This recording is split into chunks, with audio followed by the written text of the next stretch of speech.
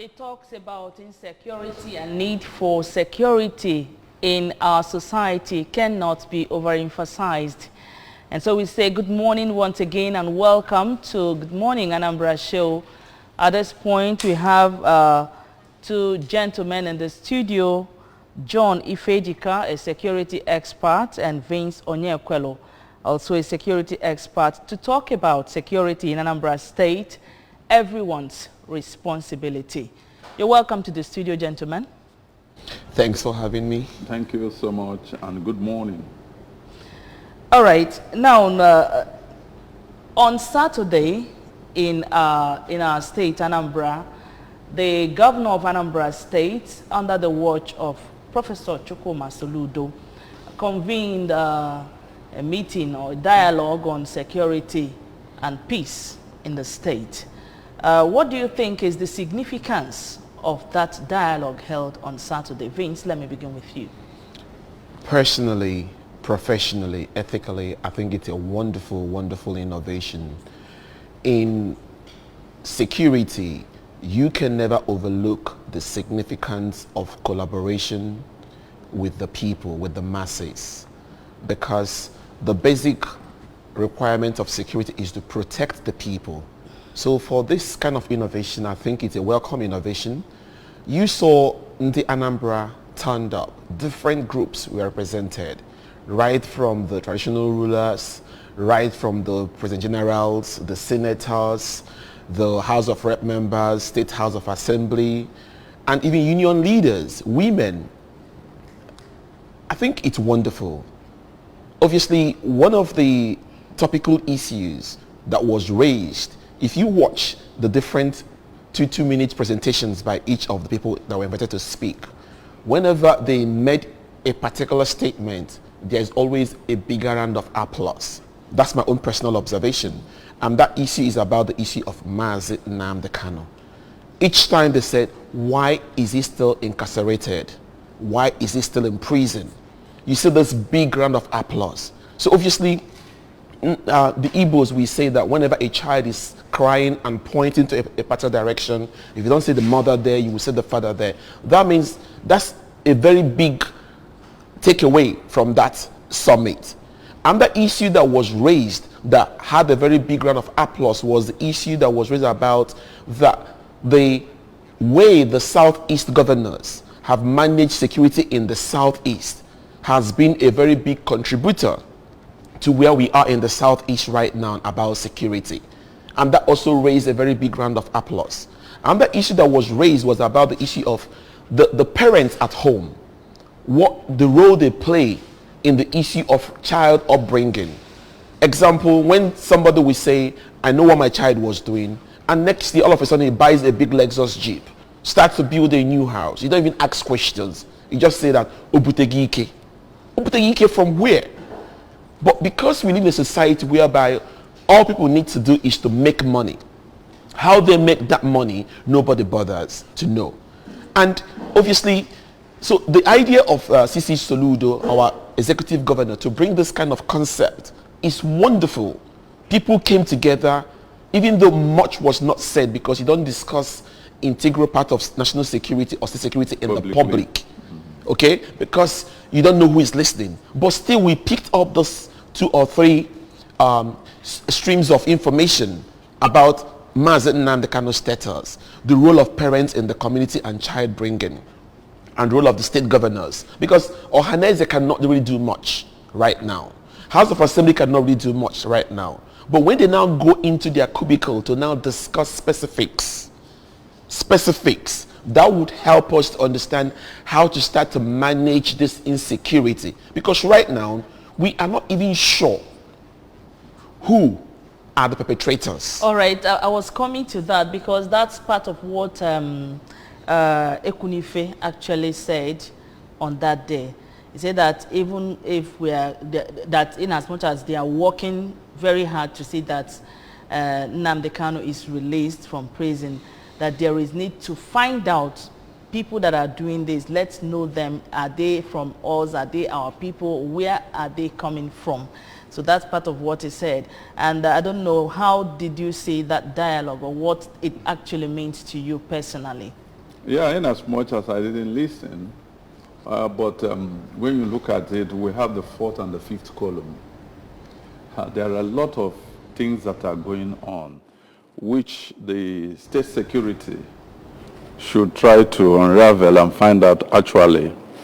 Because if for some time now we've been having unknown gunmen, and they've not been able to get one person to find out who they are. Because if I quarrel with him publicly and I told him Iafo, and that somebody went to now to his house to start shooting, automatically I'm the person, but I may not be that person that is doing that. So there's a lot of problem that have come out of the country, and so many people are using that opportunity to trigger problems and so on. When you look at the way things are, everybody must be blamed. The parents, the church in itself will be blamed. Because this day that church talks a lot about money, it now makes the youth, most of them don't go to church.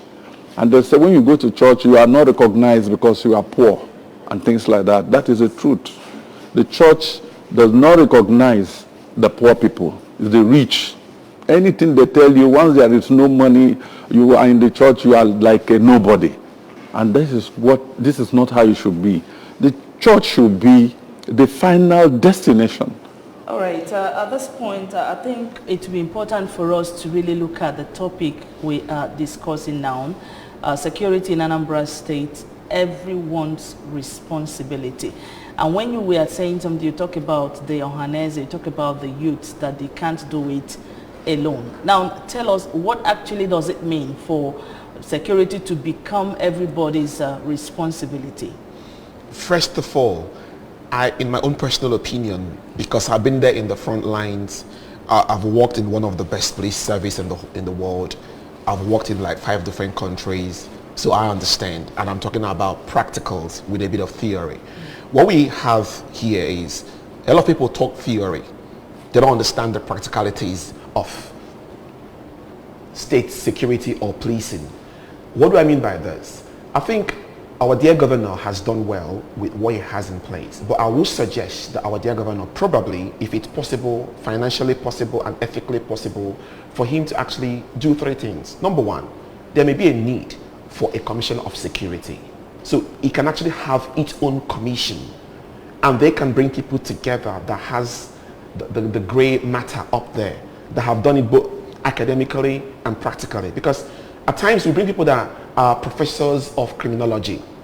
He will come up with wonderful theories, but the truth of the matter is, when the stuff hits the fan, he's going to hide under the table. He won't be able to bring in quick ideas, to bring quick solutions. He won't be able to think on his feet.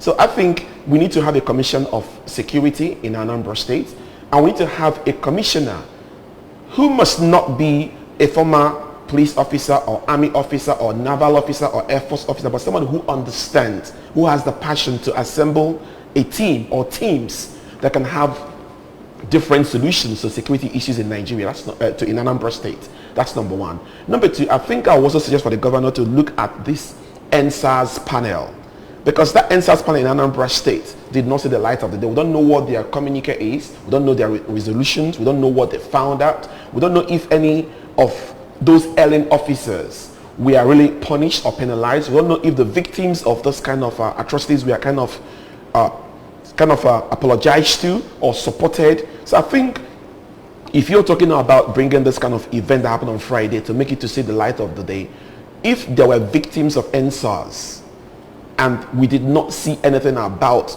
those communiques or those resolutions, I think he has to go and bring out the white paper, dust it up and look into it.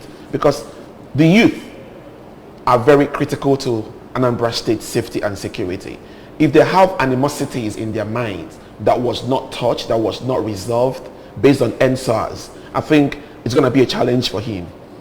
And the third one will be about other areas of insecurity that is not in the news. We are talking about IPOB. It's obvious that IPOB was not part of what happened in Kaduna State when the train was attacked, when train station was attacked, when airport was attacked. IPOB is not involved. So let's stop talking about IPOB. Let's look at other issues of criminality in Anambra State. Land banditry, land grabbers. Mr. Governor, maybe you are aware, but there is this continuous issue of groups of people taking hectares of lands in different communities. It seems that they actually formed a community. Different communities are having issues of people coming to grab communal lands that were not surveyed, that were still lying virgin lands. They will grab it with force, sell it to people, make hundreds of millions of naira, and become so powerful that you cannot touch them. And they have people that work for them. Many of them are armed. Many of them are dangerously armed. They are all over Anambra State. This gang needs to be stopped. So we need to look at all those small spaces, and then look at how we can make sure there is no ungoverned spaces. When these land banditry people operate, they go to ungoverned spaces. They take it, sell them to millions of naira, become so rich, become so powerful that even the traditional rulers of that communities cannot stop them. They become so influential, both in the church, in the traditional industry. They become so powerful. Ungoverned spaces exist. How can we govern them with the presence of this land banditry and land grabbers? Very pivotal issues. All right, all right. We will still get to that again.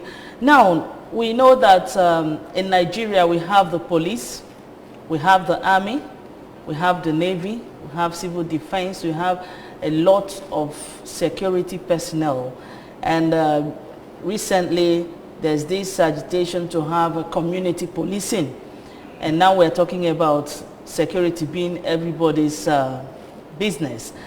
We know that in Onitsha, Anambra State, to be precise, there is this issue of jungle justice. And when you look at it critically, it seems the people are saying all the security outfits have failed us. Let's take laws into our hands. So what do you think when it comes to that jungle justice that we experience oftentimes? Does it mean that all these arms of security has failed, that the people are now taking it upon themselves to, to take laws into their hands? Yeah, this is not the first time we've been having jungle justice. As a young boy in the 70s, I was in DMGS. We have a set of criminals that came. They continued that when you are moving, your bag is snatched, under rifle, they go. That time we have a CD 175, motorcycle, they rob with all these things. And once they are caught, they do what? They burn them alive. Then in 1979, when I've left school, they came there, Onitsha people did what we call boys oye. They started burning houses belonging to these criminals. They started going to hotels where they lodge, showing that everybody in a community knows a criminal. That is, they know we are criminal. They came up to Oka, they burnt one hotel, which I will not mention the name. They burned that place. They said that is 2 hotels. They said that's where criminals come to relax, have fun. From Onitsha, they came in group and so on. They also went to Asaba and things like that, just to tell you. It shows that, not that the military or the police have not been doing their job, but the fact is that this is instant that somebody stole, immediately it's caught. Before the police will not know that you are a thief, you are going to steal, and so on. But they find out the criminals themselves are very clever. They find out that police doesn't stay in this area, let us operate in this particular place. And thank God, the thing started coming to an end. Because in the 70s, if you are going to do business in Lagos, if it's 100 million, you go with it cash. There's no transfer. There's nothing like that. So that has reduced this issue of armed robbery. And now you see people now have started a new crime, kidnapping, causing problem, giving themselves names and so on. The military are there. But the fact is, like he said, the bombing that happened in Kaduna and so on, is when the high command, the people at the presidency, they've not given that order and say stop it. Onitsha was a terrible place, but each governor that comes, they fight that crime. It comes up you wake at that particular time, you don't just move with chain and so on. It will be taken off from you. But each governor that comes, they stop it. And that is why we have respite. We have that peace, especially in Opiweka. Then Aba was a terrible place before the people organized themselves and started killing the thieves. That does not mean the police may look at it from the legal angle that this man is caught. Let's see how we are taking him to court. And they have a godfather who will now go and hire a very strong lawyer and they win the case. So the people say, no, there's no point. Let us kill them instantly. But since the time we've been killing them, we are not able to do what? To stop all these things. Why? Because there's moral decadence, both at home, in school, and in the church. We'll keep on to mention all these things. We will keep on mentioning all these things because people have to change from all these things, have a change of heart and so on. If I have a mind that I say, this is the way I do things, now somebody say, come and follow me to church on Sunday, and they preach against that. I get home, I think about it. But when I go to a church, invite me to his church, and people I'm older than are doing things that have to do with money, and I don't have this money, I start to feel unwelcome, unacceptable. That's what our society has come to. Because if the police come to say, we will stop it in this end, then family will help and do that. He can, as a man who have seen things, see some youth, you can talk to them and say, dude, these things you are doing is not proper. I remember where I went somewhere and I asked some youths in the village there, I bought something for them. They told me that, is it because I bought the cheapest beer for them and I'm trying to give them advice? Is it not people that are buying an expensive one and giving to people? And those people will not even talk to them. This is to tell you the way things have degenerated. All right. Now, Iyom said something that I said earlier. When you see something, say something. And we know that most of our people are afraid to divulge information to some security personnel because they said when we give out information, they come after us. So who tells the person that I was the person that gave out that information concerning what your activities are in the society? Now, how do you think in this society we can convince our people that security actually is everyone's responsibility or should be everyone's responsibility? Yeah, Senator Uche Kunife spoke eloquently. I was actually impressed with her knowledge of national security. And when she talked about see something, say something, personally, that is fantastic and I appreciate that. However, we don't need to take it. We don't need to do copy and paste. We don't need to work on it holistically. We can introduce technology. So if we have like a commissioner of security or commissioner of homeland security in Anambra State, they can bring a technology whereby when you see something, you don't need to mention your name. You can use technology to say something to the right authority, to the right office without showing your full identity. Because in Nigeria, in Anambra State, people are scared of their lives. Nobody wants to come to the public and mention any big criminal's name. You're looking for trouble. So I think we need to bring technology. So when you see something, you can say something with the highest level of secrecy without them actually knowing who you are. And that will actually encourage more people to stand up and say something. Look at what happened in Kaduna. There is intel that they've been aware that this could happen for the past 1 month or two. But still, nobody did anything. Now, whoever told them that this could happen will be living in fear. Even the police officers that have actually fought these criminals, and because of some judicial challenges, these criminals are back on the street after 1 month or 1 week. How would you as an army officer or police officer feel when somebody you fought tooth and nail to arrest and prosecute is back on the street saying that, I told you, you can't do anything. I know the right people. I know the people up there. Even these land bandits, these land criminals that go to ungoverned spaces, grab hectares of lands that were not surveyed, take them and get them surveyed and start to build different buildings there or sell them. They say to you, you cannot do anything to us. So, Mr. Governor, these are challenges in different communities in Anambra State. And I think what Uche Kunife said, see something, say something, we are saying something without mentioning names. And for you to be able to manage this, you need to bring set of group of people that understand naval security. Because you cannot bring an army officer, just like my experience of policing now from the British service. I'm not an expert in aerial security. I'll be lying to you if I want to give you, I have an expertise in issue of aerial security.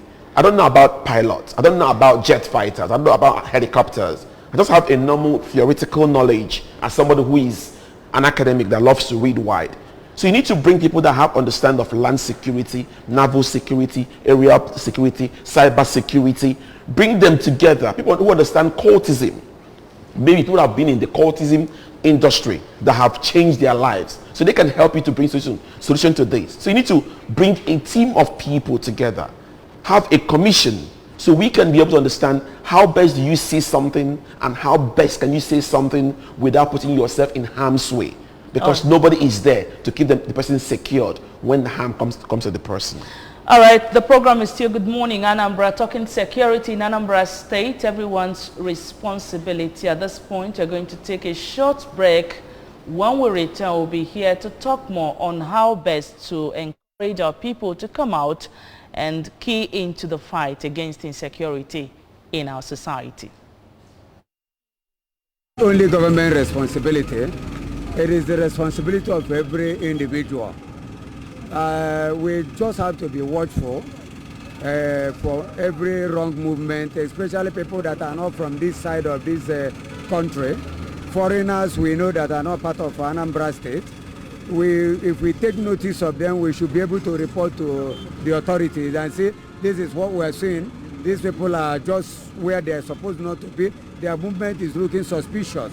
And so we need to report on wholesome movements. And government should also make avenue readily available to people through which they can communicate to them effectively. It is either phone numbers that are easily accessible. People can see, if you see something, say something. You can't say it to the atmosphere. You just have to make a call. The individuals are just on the ground. All these security people are not on ground, so to say. So each individual in the state should be able to report whatever movement, whatever activities is that is very inimical to our general security. If you know what to do and do what is right and what is good, there will be a comfortable environment. Nobody supports disturbances. Nobody supports insecurity. Every good nation talks of security. So the best security and the best solution to security is, for me, I think, doing what is good to any party, do what is good, air view, and make sure that you distribute equity and justice to all parties. The security issue we are having or we are experiencing in Anambra today is not only Anambra generated. It has become generated from Nigeria at large. The issue of insecurity, especially from the point of banditry, unknown government and all this now, is larger than Anambra State. So all these agitations and all those things now, escalated into insecurity in Anambra State. And then the poverty in the land, brought its own insecurity. And people are more poor. You see all these people, Yahoo boys, racial hacking, these are insecurity issues now. These are the things. And the unemployment, the graduates are no longer getting employed. Even if you get employed, the viable economic atmosphere to do business is not existing in Nigeria. And the federal government keep on competing with the masses. When the price of things go up in the market, they increase the price of fuel. They increase the price of electricity tariff, competitively, so that they can get maximum returns. But they don't know that those things are having serious economic downturn on the masses. So these are the things that are causing insecurity in Nigeria. So before we can stop insecurity in Nigeria now, we need to address all these issues before you think they can stop.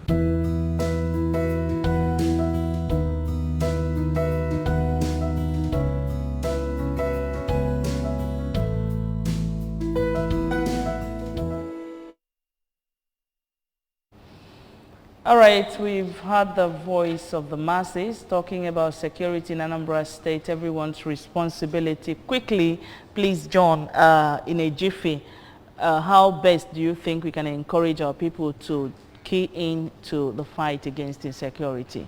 Oh, well, it's for everybody, just like what Governor Masari said the other time, to get a way of harming themselves, starting from streets, house to house, community by community, harming yourself, and so on, because this is a serious matter now. And let the military high command use kinetic military action, because all that they've been using is non-kinetic action, soft force. Let them come out in full force and see what they will do. All right, quickly, in a second. First of all, I am against the arming of civilians. Like you said, totally against. Nigerians are so poorly educated that they're going to abuse arms in their hands. Number two, I'm also against the idea of bringing the Nigerian army to solve our internal Anambra State issues, kinetic or non-kinetic. They are also, they actually add fire into that. In conclusion, I still support the idea of an Anambra State Commissioner of Security to help us to understand and have the kind of language that even those that are not from Anambra, those are not Igbo, we understand. Example, as a police officer in the UK, I understand the Quran and the Hadith. I know the difference between the Quran and the Hadith because I was educated to know. So you cannot say because of your religion, you cannot put a veil on my eyes. So we need to have a commissioner of security in Anambra State that can help to educate the masses on how they can get involved safely. All right, we can go on, but if you're watching us and you feel you have something to contribute on this program, you can go to our Facebook page at ABS Radio TV. We'd like to thank you so much, John Ifejika and Vince Onyekwelo, for being a part of the show this morning. Thanks for your time. Thank you so much. Thank you. All right, more is coming on Good Morning Anambra. Do stay.